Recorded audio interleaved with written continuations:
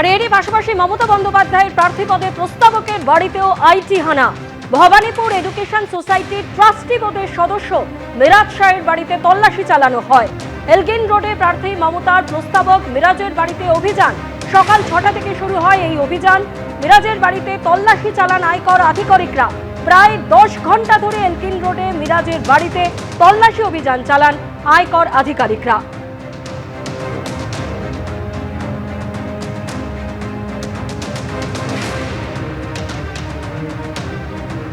এখন দেখতে পাচ্ছি সকাল 6টা থেকেই কিন্তু তল্লাশি অভিযান চলছে এবং কোথায় তল্লাশি অভিযান চলছে সেটা তোমাকে পরে দেখাবো। কিন্তু দেখতে পাচ্ছ সামনে গেট বন্ধ, গেটের বাইরে দুটো গাড়ি পরপর। আমি ক্যামেরাম্যান দীপ্তকে বলবো সামনের দিকে আসতে। এই গাড়ির ওপরে লেখা রয়েছে ইনকাম ট্যাক্স ডিপার্টমেন্ট। এই একটা গাড়ি, পেছনে আর একটা গাড়ি, সেখানেও কিন্তু ইনকাম ট্যাক্স ডিপার্টমেন্টের গাড়ি।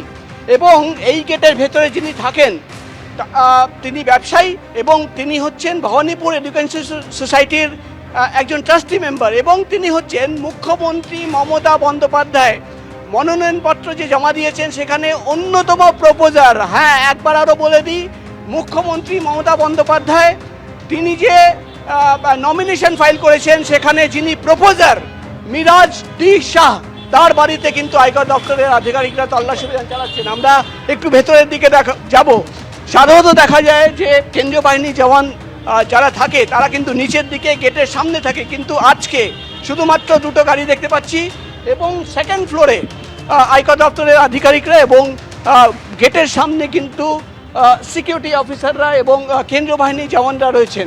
কটা নাগাদ এসছে এটা ঠিক আমিও ঠিক বলতে পারবো না। আমি ঠিক 10 নাগাদ এসেছি, কিন্তু এটা বলতে পারবো না। কিন্তু এখানে চলছে, কাজ চলছে, তো এখানে বারণ আছে। এটা কি আয়কর দপ্তরে? তাই তো দেখছেন তো, গাড়িতে তো তাই আছে। কটা নাগাদ আসে? যখন এটা তো সব মর্নিংয়েই আসে। কেন্দ্রীয় বাহিনীর জওয়ানরা তো নর্মালি নিচে থাকে, আজকে উপরে উপরে আছে, তাদের ব্যাপার ওটা তাদের। মিরাজ শাহর বাড়িতে তো কিন্তু মুখ্যমন্ত্রীর প্রপোজার মানে আই ডোন্ট নো, সেটা আমি বলতে পারবো না। একাধিকবার কিন্তু শুভেন্দু অধিকারী টুইট করে এবং বক্তব্য দিয়ে অভিযোগ এনেছিলেন এবং তার বাড়িতে মিরাজ ডি শাহ, তার বাড়িতে কিন্তু সকাল থেকে তল্লাশি অভিযান চলছে। কিন্তু দেবাশিস কুমার বা কুমার সাহা সেই ঘটনার সঙ্গে, সেই তল্লাশি অভিযানের সঙ্গে এটা কিন্তু একদমই আলাদা। যেটা আয়কর দপ্তর সূত্রের খবর, আয়কর দপ্তর সূত্রের খবর, দিল্লি থেকে আয়কর আধিকারিকরা এসে তারা কিন্তু তল্লাশি অভিযান চালাচ্ছেন।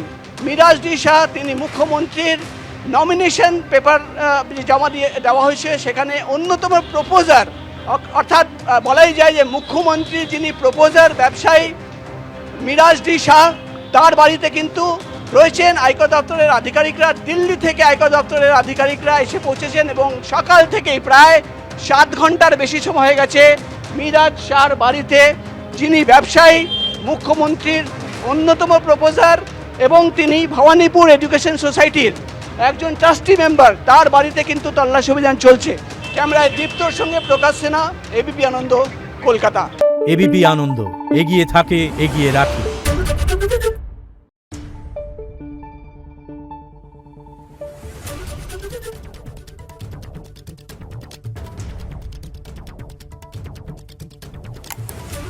Thank you.